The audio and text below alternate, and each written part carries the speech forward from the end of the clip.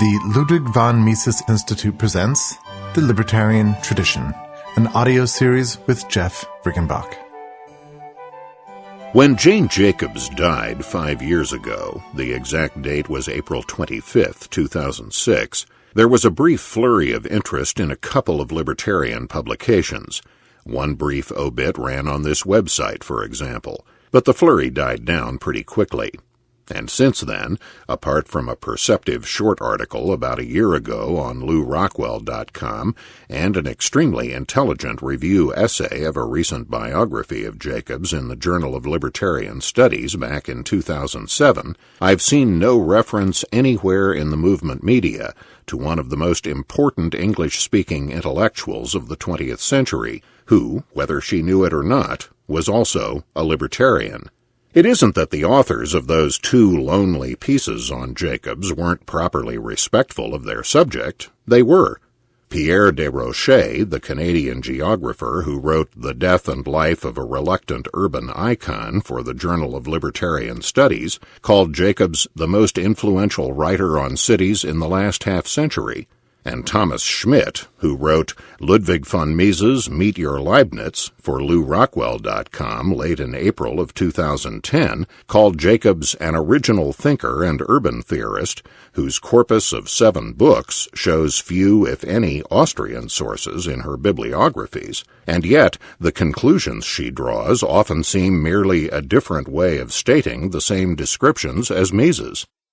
Schmidt notes in the opening paragraph of his piece that if a scientific theory provides a true description of reality, it will manifest itself in several ways. For one, different approaches to the truth will all converge upon the same underlying reality.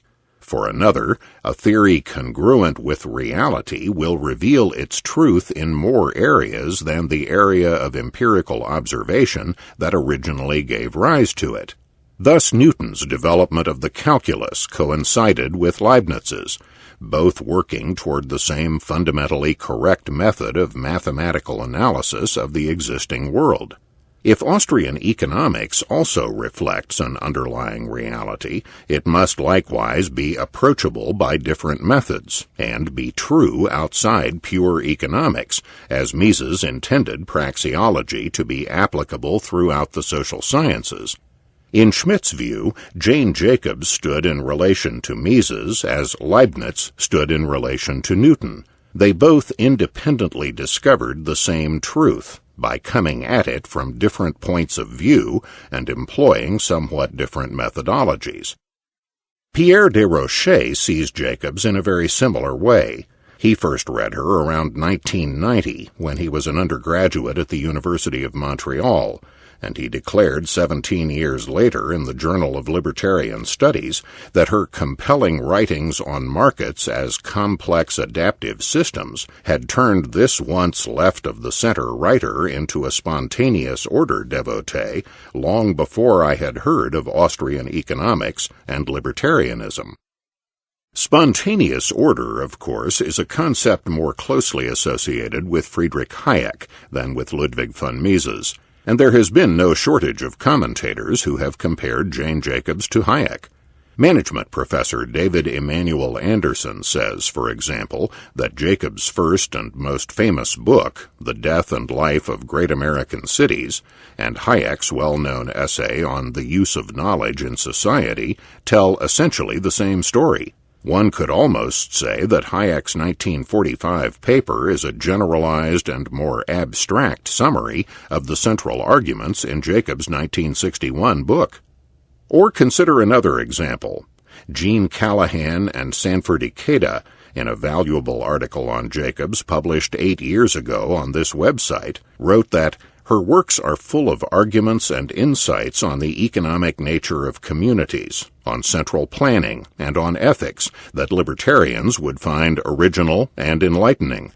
They quote her observation in The Death and Life of Great American Cities that cities are problems of organized complexity, which require that those studying them be capable of dealing simultaneously with a sizable number of factors which are interrelated into an organic whole. They note also her argument against what they call heavy-handed local planning, namely that such planning fails to take into account the subtleties of the knowledge possessed only by the individuals on the scene, for which she coined the term locality knowledge, and that it inappropriately imitates the techniques of 19th-century physical sciences.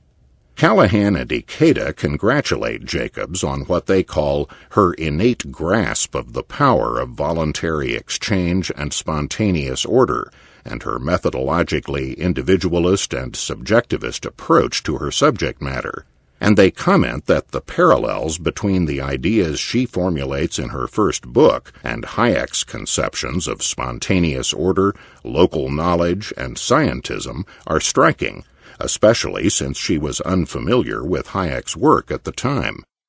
At the time Jacobs' first book, The Death and Life of Great American Cities, was published, she was 45 years old.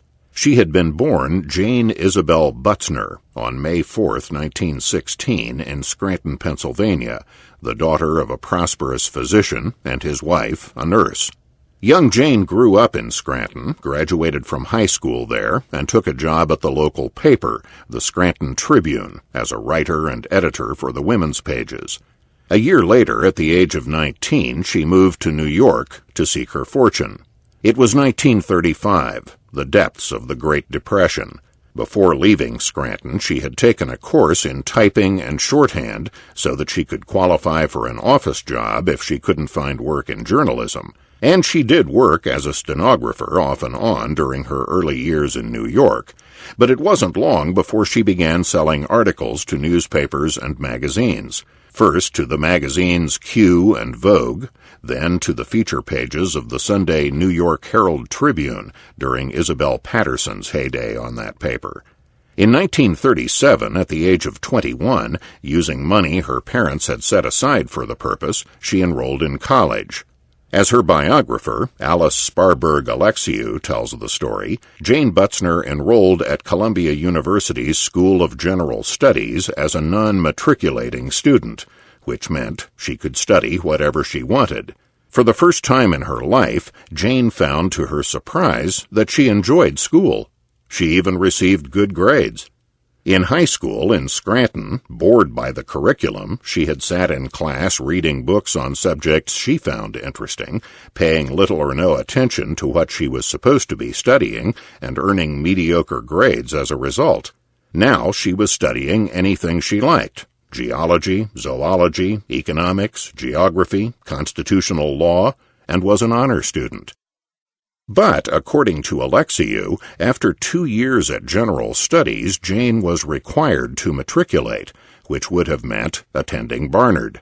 But Barnard rejected her application, despite the good work she had done at Columbia. The women's college based its decision on her terrible high school grades. Jane claimed not to care. As she told an interviewer years later, "Once I was the property of Barnard, I had to take, it seemed, what Barnard wanted me to take, not what I wanted to learn. Fortunately, my high school marks had been so bad that Barnard decided I could not belong to it, and I was therefore allowed to continue getting an education by means of independent reading." She also decided to go job hunting. Maybe several years of successful freelance writing and a couple of years at Columbia would get her an editorial job. They did. She was offered a position on Iron Age, a trade magazine for the iron and steel industries. From there, she moved on to a gig as a feature writer for the U.S. Office of War Information, which, during the 3 years of its existence, was the world's largest magazine publisher. From there, at war's end, she moved into a reporting job at America, an expensively produced slick paper magazine published by the U.S. State Department during the early years of the Cold War, beginning in 1944. America was published for distribution in the Soviet Union to inform Soviet citizens about life in the United States. It was written in English by American writers like Jane Butzner, then translated into Russian, set in type, and printed. When it ceased publication in 1952, Jane, now 36 years old, moved on to an assignment as an associate editor and staff writer at Architectural Forum, a glossy product of Henry Luce's Time Incorporated. And it was through this job at Architectural Forum, the last job she ever held in journalism, that she finally found both fame and fortune in her late 40s. When she joined the magazine, according to Alice Sparberg Alexiou, she was assigned the school and hospital beat, subjects about which she knew nothing. "You'll be our school and hospital expert," the editors told her. Years later, she said, "So always be suspicious of magazines. I didn't know beans about this. Somebody with a printing press tells you you're an expert." By this time, however, Jane Butzner had acquired a husband, an architect named Robert Jacobs, whom she married in 1944. He taught his wife how to read blueprints and served as her tutor and consultant in her new campaign to learn enough about school and hospital design to cover it competently for Architectural Forum. Also, of course, he changed his wife's byline at the end of her first decade in journalism. He made Jane Butzner into Jane Jacobs, the name under which she became famous. For now, though, she was not yet famous, and she was facing a new problem at work. Now that she had mastered her new beat, she was reassigned to a different and more challenging one, the city planning beat. As always before, she set systematically about the business of educating herself. What were the goals of city planners, she asked herself. How did they attempt to achieve these goals? How successful had their attempts been in the past? If they had failed, why had they failed?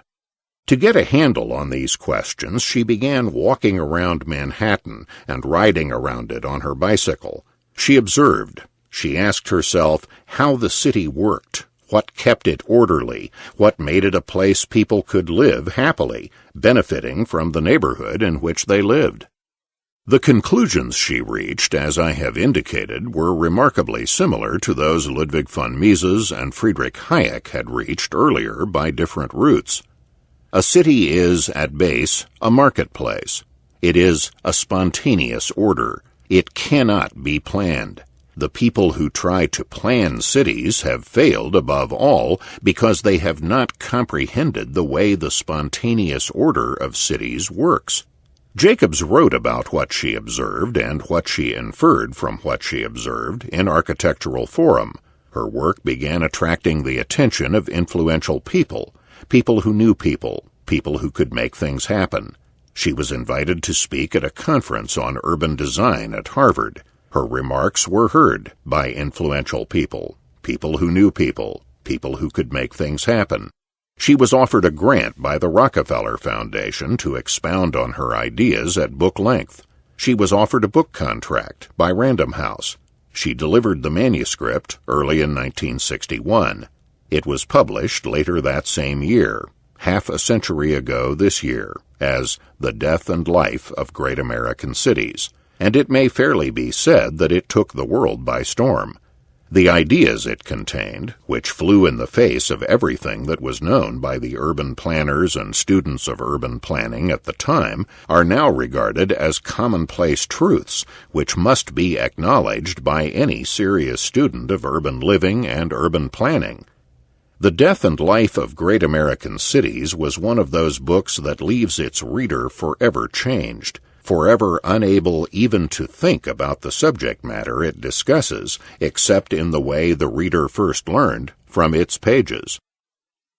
This first book was a hard act to follow, but follow it Jacobs did, with two more books of comparable originality and comparable importance in the next 2 decades, The Economy of Cities in 1969 and Cities and the Wealth of Nations in 1984. By the time the first of these, The Economy of Cities, was published in 1969, Jacobs and her husband had taken their 3 children, including their 2 draft-age sons, and left New York City for Toronto, where they became Canadian citizens. They opposed the Vietnam War, they told reporters, and they wanted to make sure their sons weren't forced to fight in it. Jane Jacobs spent the last 38 years of her life, a little more than half her adult life, in Canada. She died there, in Toronto, on April 25, 2006, and is now often described with some justice as an American-born Canadian writer and activist. She seems to have first come to any sort of official libertarian notice in 1970, when Murray Rothbard reviewed her second book, The Economy of Cities, in his Libertarian Forum, calling it a brilliant, scintillating work celebrating the primacy for economic development, past and present, of free market cities. But it was in the 1980s, when laissez-faire books began carrying the death and life of great American cities and ran a laudatory review, written by me, of Jacobs' 1984 book, Cities and the Wealth of Nations, in its monthly catalog, that Jacobs and her ideas really began to penetrate the libertarian mind in an important way. In 1985, when Cities and the Wealth of Nations won the Mencken Award of the Libertarian Free Press Association as the best book in support of individual rights published in the preceding year, public association of Jacobs' ideas with libertarianism was given another boost. 2 years later, in 1987, the anarcho-communist Murray Bookchin, who at times made common cause with libertarians of our sort, praised Cities and the Wealth of Nations, saying that it remains a lasting contribution of Jane Jacobs to have demonstrated in a very compelling way that our economic well-being depends on cities, not on nation-states, and that her argument invites a debate about the superfluity of the state that has been too long neglected. By then, though, Jacobs had already taken steps to distance herself from the libertarian tradition. An interviewer said to her in 1985, "Increasingly, I have seen people starting to identify you with libertarianism. Would you accept that characterization?" She replied, "I'm highly in favor of helping the poor and of giving everybody as good an education as they want and can use, not what they can pay for. I think health care not tied to money is terribly important. The libertarians would say, look, we shouldn't even have laws about drugs. That's up to people to be responsible about themselves. We shouldn't have lots of laws about things that aren't harmful to people. I'm not so sure about that. I think people do need help of various kinds. It has to be empirical, pragmatic. You have to see what happens. You have to try to recognize mistakes, not just keep on doing them because you don't know what else to do. I don't have a sentimental notion that all human beings would be marvelous if they weren't deprived. It's not true. But as for not wanting to help the poor or saying, let everyone stand on their own feet, no, I don't believe that at all." So, by her own account, Jane Jacobs was not a libertarian. By his own account, Ludwig von Mises was not an anarchist. Yet, as Murray Rothbard and others have argued, the logic of Mises' work leads the reader inexorably to conclude that there is no legitimate place for coercive government, the state, in a society of private property and free exchange. Similarly, the basic logic of Jane Jacobs' work must lead an attentive reader inexorably to a libertarian view of human social relations. Jane Jacobs never realized that a libertarian was exactly what she was, however reluctant or half-hearted her commitment to it may have seemed to her. She was perhaps the ultimate libertarian outsider. This is Jeff Riggenbach.